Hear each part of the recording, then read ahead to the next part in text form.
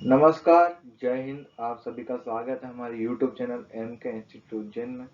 आज का जो टॉपिक रहेगा वो रहेगा मध्य प्रदेश की नदियों एवं प्रमुख जलप्रपात से संबंधित। तो इस वीडियो में होगा बहुत कुछ, तो प्लीज इस वीडियो के अंत तक बने रहिएगा। इसमें हम जानेंगे मध्य प्रदेश की नदियाँ कितनी प्रकार की होती है, उनका प्रवाह कैसा होता है। और ये जो वीडियो रहेगी एमपी एग्जाम्स के ऊपर बेस्ड रहेगी, जैसे कि MP PSC, MP PB, MP SI, MP patwari, Vyapam, और साथ में केंद्र की जितनी भी एग्जाम होती है उनके लिए भी मध्य प्रदेश की नदियों के बारे में बहुत सारे क्वेश्चंस बनते हैं। तो प्लीज वीडियो को अंत तक देखिएगा। मध्य प्रदेश की नदियाँ किसी भी देश या राज्य की जीवन रेखा जो होती है नदियाँ होती है। ये आपको सभी को मालूम है कि प्राणियों को पानी की बहुत ज्यादा जरूरत होती है और उसके लिए वो किसी भी करके पूरा करता है। तो नदियाँ जो है प्राकृतिक स्रोत होती है सबसे बड़ा पानी का। आप देखते हो कि हमारे घर में जो विद्युत पहुंचती है भी हाइड्रो पावर से बनती है। हाइड्रो पावर कहाँ से जनरेट होता है? तो नदियों के द्वारा। जितने भी उद्योग धंधे चल रहे हैं आज की तारीख में, जितनी फैक्ट्रियाँ चल रही है, नदियों की बहुत महत्वपूर्ण भूमिका है ना। तो ये आप ध्यान रखिएगा, किसी भी देश या राज्य की जीवन रेखा जो होती है नदियाँ नदियाँ ही होती है। तो विश्व में सर्वाधिक नदियाँ भारत में प्रवाहित होती है। ये भी आपको मालूम है, भारत में प्रवाहित होती है। और भारत में भी सर्वाधिक नदियाँ केवल मध्य प्रदेश में प्रवाहित होती है, इसलिए मध्य प्रदेश को नदियों का मायका कहा जाता है। तो मध्य प्रदेश में प्रवाहित न होने वाली नदियाँ जो है प्रायद्वीपीय नदियाँ। तो देखो दो प्रकार की नदियाँ होती है, एक तो हिमालयी नदियाँ और एक होती है प्रायद्वीप नदियाँ। हिमालयन नदियाँ वो होती है जिनका उद्गम स्थल जो रहता है वो हिमालय की पहाड़ियाँ होती है। उसमें क्या होता है, साल भर बर्फ गिरती है तो बर्फ इकट्ठा हो जाती है। फिर जब उस पर धूप पड़ती है तो बर्फ पिघलने लग जाती है, उससे नदियों का उद्गम मतलब नदियाँ प्रवाह होती है। तो वो हिमालय नदियाँ होती है। प्रायद्वीपीय नदियाँ क्या होती है, जो पठारों से इनका उद्गम स्थल होता है वो प्रायद्वीपीय नदियाँ होती है। इनकी डिपेंडेंसी जो होती है बारिश के पानी पे होती है, प्रायद्वीपीय नदियाँ। तो आप देखते होंगे कि अपने जो मध्य प्रदेश में नदियाँ हैं वो गर्मियों में थोड़ी थोड़ी उनका जल स्तर कम हो जाता है और बरसात में जल स्तर बहुत ज़्यादा बढ़ जाता है। तो ध्यान रखिएगा आप। फिर सर्वाधिक नदियाँ होने के कारण मध्य प्रदेश को नदियों का मायका भी कहा जाता है। सबसे ज़्यादा नदियाँ कहाँ पाई जाती है? तो मध्य प्रदेश में, राज्यों में। और फिर इसमें पढ़ेंगे उत्तर दिशा की प्रवाहित होने वाली नदियाँ। तो देखो उत्तर दिशा की प्रवाहित होने वाली नदियाँ कौन सी है? सबसे पहले चंबल नदी। तो इसका जो धारा जो प्रवाह है इसका वो उत्तर दिशा में। उत्तर दिशा मतलब ये उत्तर दिशा हो गई, इस ऊपर के डायरेक्शन में। तो चंबल, केन, बेतवा, काली सिंध, पार्वती, तो सिंध नदी आदि। तो ये जो इनकी दिशा है उत्तर दिशा में। फिर दक्षिण की ओर प्रवाहित होने वाली नदियाँ कौन सी है? दक्षिण की दिशा ये दक्षिण नीचे। तो ये हो गई वेनगंगा, वर्धा और पेंच आदि। फिर पूर्व की ओर बहने वाली नदियाँ, तो ये हो गई सोन और जोगिला। पूर्व की ओर मतलब इस तरफ बहती है ना नदियाँ, वो पूर्व की नदियाँ।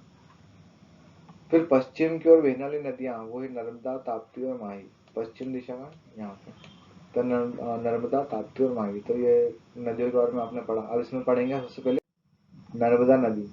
तो देखो मध्य प्रदेश की जीवन रेखा कही जाने वाली नर्मदा प्रदेश की सबसे बड़ी नहीं, साथ ही देश की पांचवी सबसे बड़ी नदी है।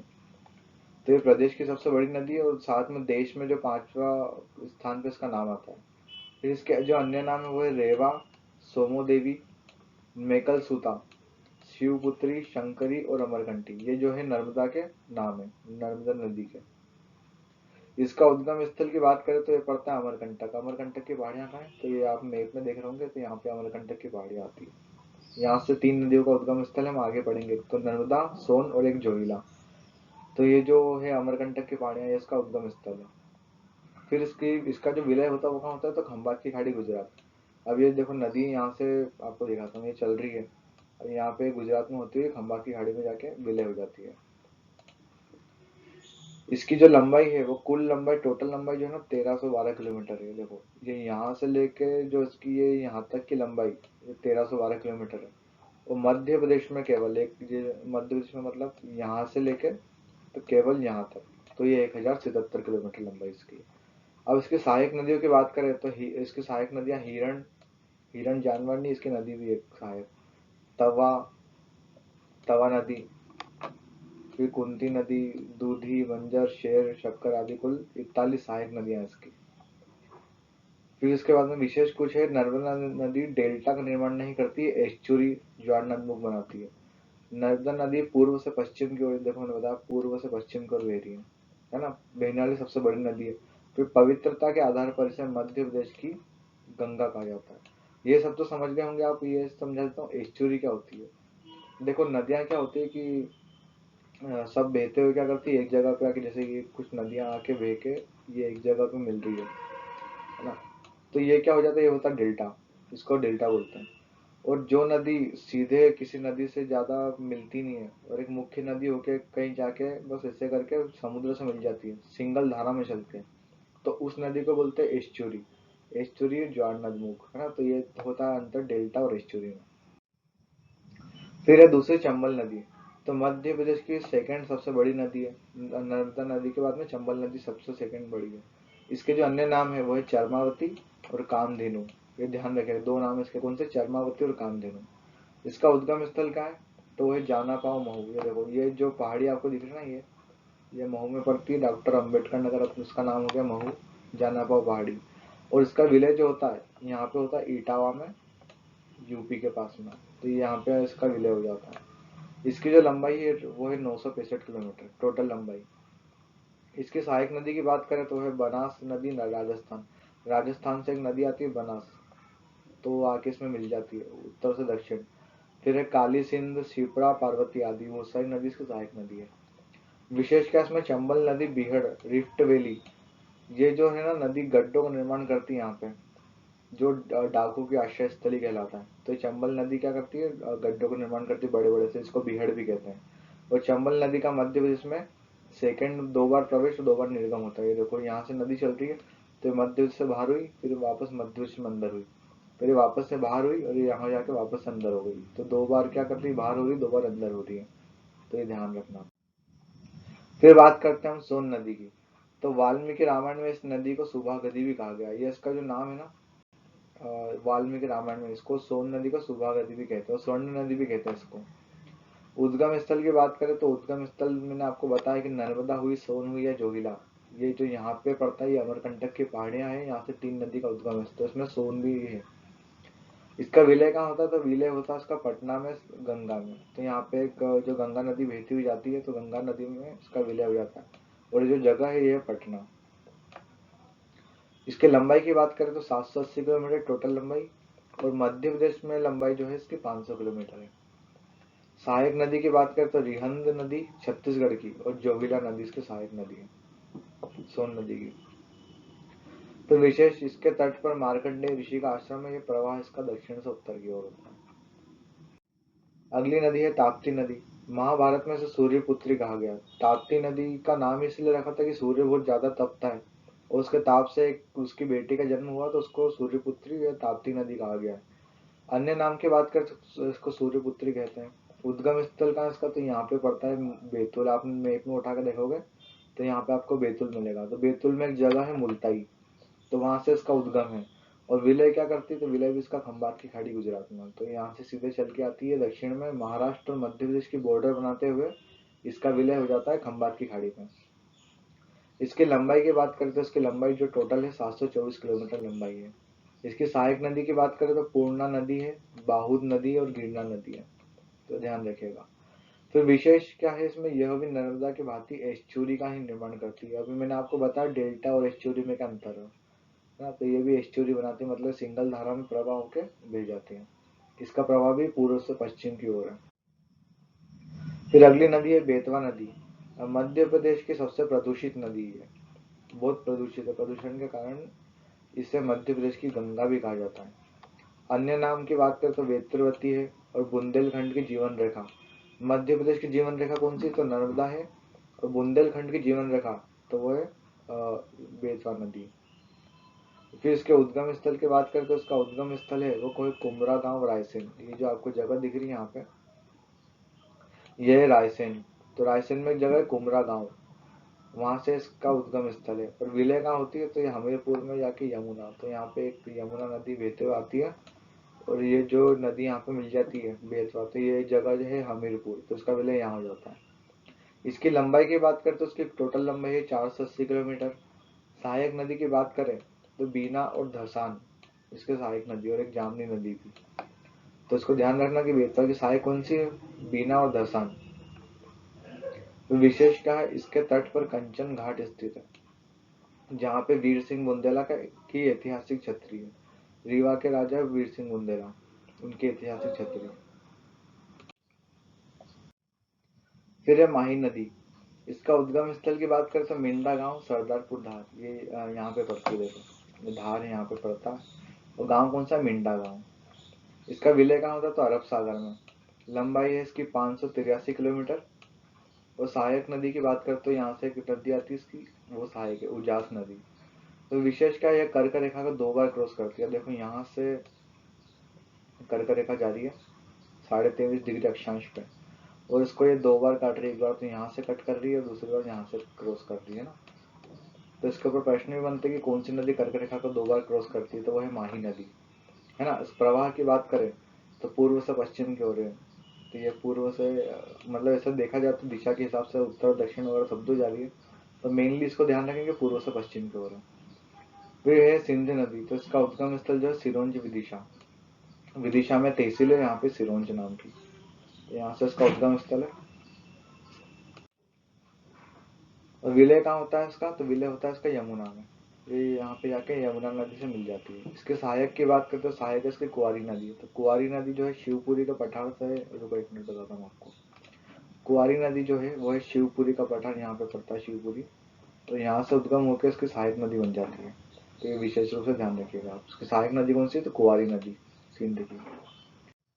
फिर कुछ अन्य नदियां भी हैं, तो इसके बारे में एक बार चर्चा कर लेते हैं। जो इसके ऊपर से ज्यादा प्रश्न नहीं बनते, बस प्रश्न इसके बनते कि इनका उद्गम स्थल, लंबाई और या विलय स्थल कहाँ पे। तो इसलिए मैंने इसको ऐसे में लिखा हुआ है एक शीट पे। तो देखो सबसे पहले आती है काली सिंध नदी। तो काली सिंध नदी का उद्गम स्थल है बागली, देवास। देवास में जगह बागली नाम का, ठीक है। तो वहाँ इसका उद्गम स्थल और विलय जो है इसका चंबल में। लंबाई की बात करें तो कुल लंबाई इसकी 150 किलोमीटर है। फिर दूसरी नदी है शिप्रा नदी हमारी। शिप्रा नदी कहाँ पर, इसका उद्गम स्थल काकरी बरडी इंदौर, इसके किनारे पर रामघाट बसा हुआ है। और विलय कहाँ होती है, चंबल में, चंबल की सहायक नदी है। तो इसकी लंबाई की बात करें तो लंबाई 195 किलोमीटर, 195 किलोमीटर। फिर है पार्वती नदी। तो पार्वती नदी का उद्गम स्थल है सीहोर, विलय होता है इसका चंबल में। इसकी लंबाई की बात करें तो लंबाई है इसकी 37 किलोमीटर। फिर एक कूनो नदी, कूनो का उद्गम स्थल शिवपुरी के पठार से, जहाँ से पार्वती नदी का उद्गम पार्वती सॉरी कुंवारी नदी का जो उद्गम स्थल है ना, वही कूनो का उद्गम स्थल है। तो शिवपुरी के पठार से उद्गम होती है और विलय हो जाती है चंबल नदी में। उसकी लंबाई की बात करें तो लंबाई इसकी 180 किलोमीटर।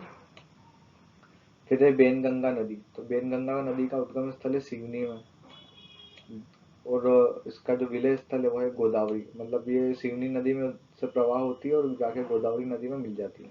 लंबाई की बात करें इसकी तो 106 किलोमीटर है। फिर एक कुंवारी नदी।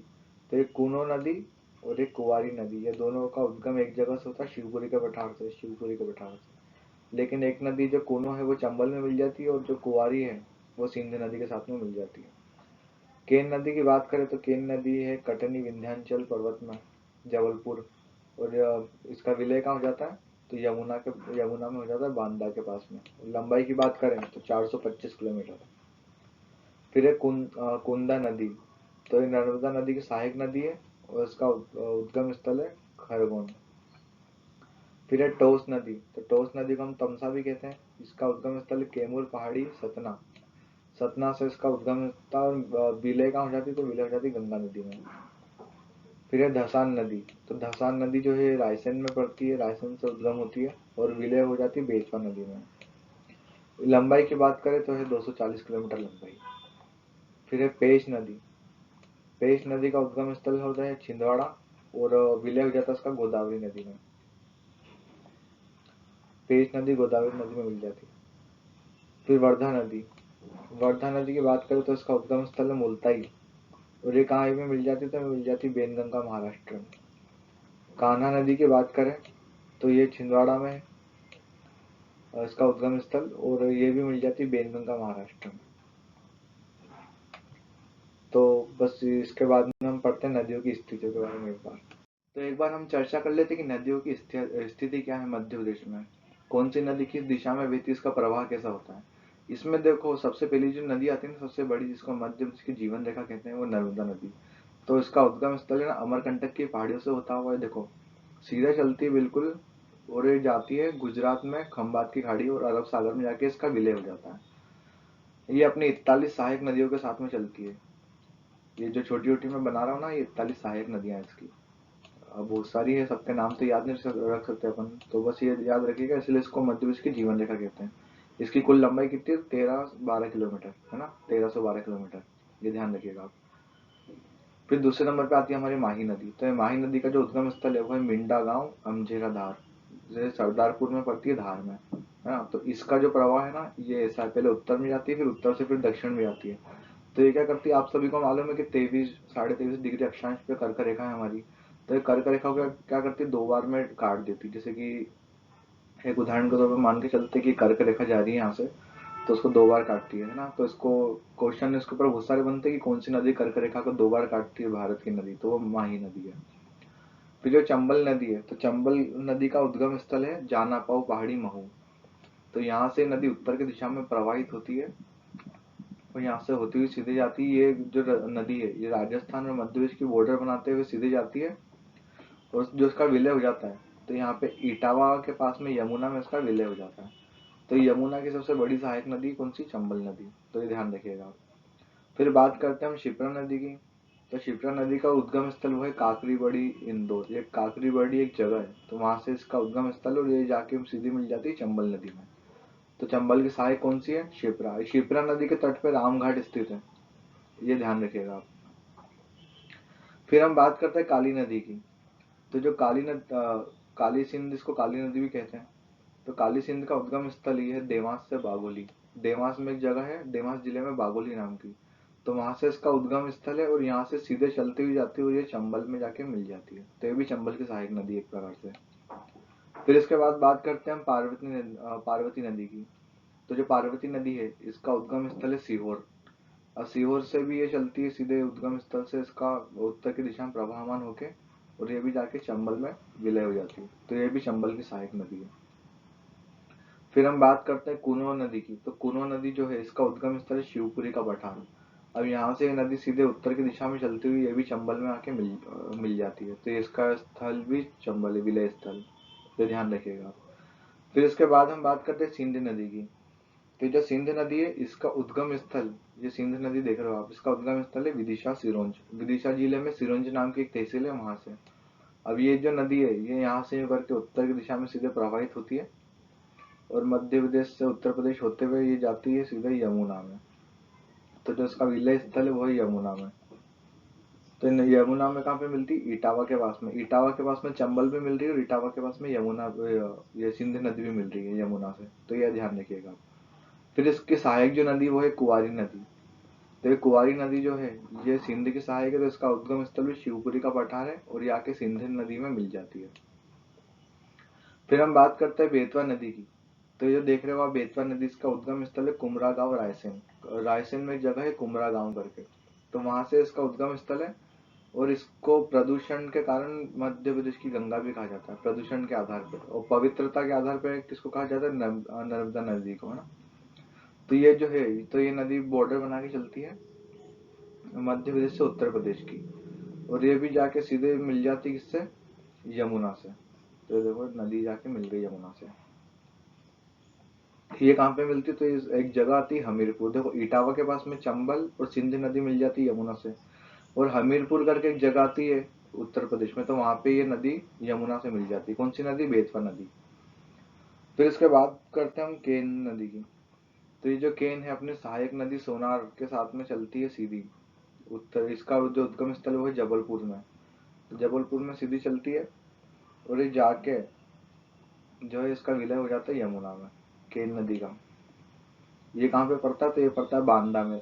दो नदी इटावा में मिल रही है, एक नदी जो है बेतवा, वो हमीरपुर में यमुना से मिल रही है, और एक जो है बांदा में मिल रही है ना, केन नदी। तो ये आप ध्यान रखिएगा। फिर इसके बाद हम बात करते हैं टोस नदी की। तो टोस नदी है, इसका एक और नाम तमसा नदी भी कहा जाता है इसको। तो ये टोस नदी का जो उद्गम स्थल है वो है सतना। तो सतना जिले से नदी जब मतलब निकलती है, तो ये सीधे जाते मिल जाती है किसमें? यहाँ पे गंगा नदी में। ये यमुना में नहीं मिलती है, गंगा नदी की सहायक नदी टोस नदी। फिर इसके बाद बात करते हैं हम सोन नदी की। तो जो सोन नदी है, इसका उद्गम भी देखो, सोन नदी, नर्मदा नदी और जोगिला, ये तीनों का उद्गम स्थल अमरकंटक की पहाड़ियां हैं। ये जो आप एरिया देख रहे हो ना यहाँ, ये अमरकंटक का एरिया है। तो जो सोन नदी है, अब ये सोन नदी भी अमरकंटक की पहाड़ियों से उसका निकलना होता है और ये जाके मिल जाती है यहाँ पे गंगा नदी में। और ये कौन सी जगह मिलती है, तो ये जगह है पटना की, है ना। तो पटना में जाके ये सोन नदी गंगा से मिल जाती है। फिर इधर हम जोविला की बात करते हैं, इसका उद्गम स्थल भी अमरकंटक की पहाड़ियाँ है। और यहाँ पे आके अब एक छत्तीसगढ़ से एक और ऐसी नदी निकलती है, कौन सी, रिहंद नदी।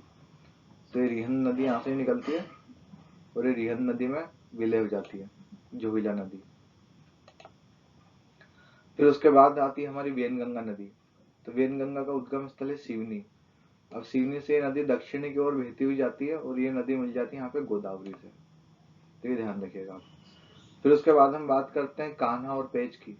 तो ये कान्हा नदी, इसका उद्गम स्थल है छिंदवाड़ा। छिंदवाड़ा जिले से निकलती हुई जाती है सीधे और ये जाती है वेनगंगा में जाके मिल जाती है। पेंच की बात करें तो पेंच नदी भी छिंदवाड़ा से उद्गम होती है और ये जाके सीधे मिल जाती है वेनगंगा में। इसके साथ में एक और नदी होती है वर्धा नदी। तो वर्धा नदी का उद्गम स्थल यहाँ पे, जहाँ से ताप्ती का उद्गम स्थल है, मुल्ताई बैतूल से। तो बैतूल से नदी सीधे चलती है वर्धा नदी। तो वर्धा नदी भी जाके वेनगंगा में का महाराष्ट्र में जाके इधर मिल जाती है और इसका जो संगम बनता है, तो इस संगम को प्राणहिता नदी के नाम से जाना जाता है। तो ध्यान रखना, कौन सी, वेनगंगा और वर्धा, ये दोनों नदियां मिलके प्राणहिता नाम का संगम बनाती है। तो ये मैंने नाम लिखना में मेंशन नहीं करा, बाकी मैं आपको बता रहा हूँ इफेक्ट। फिर है अंतिम ताप्ती नदी। तो ताप्ती नदी का उद्गम स्थल है मुल्ताई बैतूल। ये नदी जो है ये मध्य प्रदेश और महाराष्ट्र की बॉर्डर बनाते हुए सीधे चलती है और ये भी जाके खंबात की खाड़ी अरब सागर में जाके मिल जाती है। देखो, नर्मदा और ताप्ती, इन दोनों का प्रवाह जो है ना पूर्व से पश्चिम की ओर है और ये दोनों नदियां एस्चुरी का निर्माण करती है। कौन कौन सी, नर्मदा और ताप्ती। तो ये आप ध्यान रखिएगा। तो ये जो था, ये था मध्य प्रदेश का ड्रेनेज सिस्टम, मतलब नदियों की स्थिति मध्य प्रदेश में। अब इसके बाद हम पढ़ते हैं मध्य प्रदेश के झरने और जलप्रपात। झरने को ही जलप्रपात कहा जाता है। देखो, सबसे पहले इसमें झरना है बहुटी जलप्रपात। तो ये जो बहुटी जलप्रपात है, ये सबसे मध्य प्रदेश का सबसे ऊंचा जलप्रपात है। इसकी जो लंबाई है, मतलब ऊंचाई, वो 140 मीटर है। ये कौन सी नदी पे बनता है, तो इधर मैंने नदियों के नाम दे रखे हैं और उसके बाद झीलों के नाम दे रखे हैं। तो बिहड़ नदी पे बनता है और जिला कौन सा उसका, रीवा। फिर सेकंड जो ऊंचा झरना है वो है केवटी जलप्रपात। बहुटी के बाद में केवटी जलप्रपात। तो ये कौन सी नदी भी, ये भी बिहड़ नदी पे बनता है और कहाँ पे बनता है, रीवा में। फिर है चचाई जलप्रपात, ये भी बिहड़ नदी पे बनता है। तो इसका जिला रीवा और कुछ भी हो सकता है, वो नहीं लिखा मैंने। फिर पियावन जलप्रपात की बात करें तो ये कहाँ पे बनता है, ये रीवा में बनता है।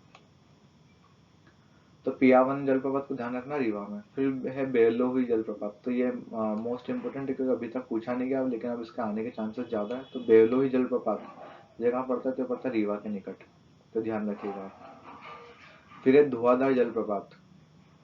अभी धुआंधार जलप्रपात कहाँ है, तो ये जो जलप्रपात है धुआंधार, ये है भेड़ाघाट में, जबलपुर में। भेड़ाघाट का फेमस है, तो संगमरमर की चट्टान पर फेमस है भेड़ाघाट। तो ध्यान रखिएगा आप, है ना। तो भेड़ाघाट जबलपुर में। कौन सी नदी बनाती है, नर्मदा नदी। अब इसमें मैं आपको ट्रिक बताता हूँ कि देखो, पहचानोगे कैसे आप झरनों को। तो जिस झरने के पीछे धार लिखा हुआ है ना, जैसे धुआंधार या धारा, धार या धारा जिस पे लिखा हुआ है, तो समझ जाना कि उसको नर्मदा, ये जो नदी है अपनी नर्मदा नदी, तो वो बना रही है। कैसे, तो देखो आगे देखते हैं अपन। अब है दूधधारा जलप्रपात। तो दूधधारा जलप्रपात है, इसमें देखो धारा लिखा हुआ है यहाँ पे। और ये कौन सी नदी बना रही है, नर्मदा नदी, है ना। कहाँ पे बनता है, अनूपपुर में। ध्यान रखिएगा। फिर एक कपिलधारा जलप्रपात, ये भी नर्मदा नदी बना रही है अमरकंटक में, है ना। उसके बाद में सहस्त्रधारा जलप्रपात। अब ये देखो, जितने भी धुआंधार, दुग्धारा, कपिलधारा, सहस्त्रधारा, तो ये नर्मदा नदी बना रही है हमारी, कहाँ पे, महेश्वर में, है ना। ध्यान रखिएगा। फिर उसके बाद में दर्दी जलप्रपात। तो ये है नर्मदा नदी और ये खंडवा में। तो दर्दी जलप्रपात कहाँ है, तो ये है खंडवा में। फिर है चूलिया जलप्रपात। तो ये चंबल नदी पे बनाती है, कहाँ बनाती है, मंदसौर में। चूलिया जलप्रपात, चंबल नदी, मंदसौर। फिर है पाताल पानी जलप्रपात। तो ये पाताल पानी जलप्रपात बहुत अच्छी जगह इंदौर में है। और कौन सी नदी, तो चंबल नदी। तो ध्यान रखिएगा आप, है ना, चंबल नदी, इंदौर। पाताल पानी और झाड़ीदा, ये दोनों इंदौर के जलप्रपात है और नदी एक ही, चंबल नदी इसको। तो ध्यान रखिएगा आप इसका, चंबल नदी, इंदौर। फिर है डचेस फॉल। तो ये पड़ता है अपना पचमढ़ी, होशंगाबाद में। फिर है अप्सरा जलप्रपात। तो ये पड़ता है पचमढ़ी, होशंगाबाद। तो डचेस फॉल, अप्सरा और रजत जलप्रपात, तो ये तीनों जो पढ़ते हैं पचमढ़ी में पढ़ता है। पचमढ़ी कहाँ पड़ता है? तो होशंगाबाद में। तो बस वीडियो आज के लिए इतना ही था। अगर आपको इस वीडियो अच्छी लगी हो तो प्लीज़ इसको लाइक करिएगा, चैनल को सब्सक्राइब कर लीजिएगा और अपने दोस्तों के साथ में शेयर कर लीजिएगा। तो आज के लिए बस इतना ही। अब मिलते हैं अगले टॉपिक के साथ में नेक्स्ट वीडियो में। आप सभी का बहुत बहुत धन्यवाद। Thank you.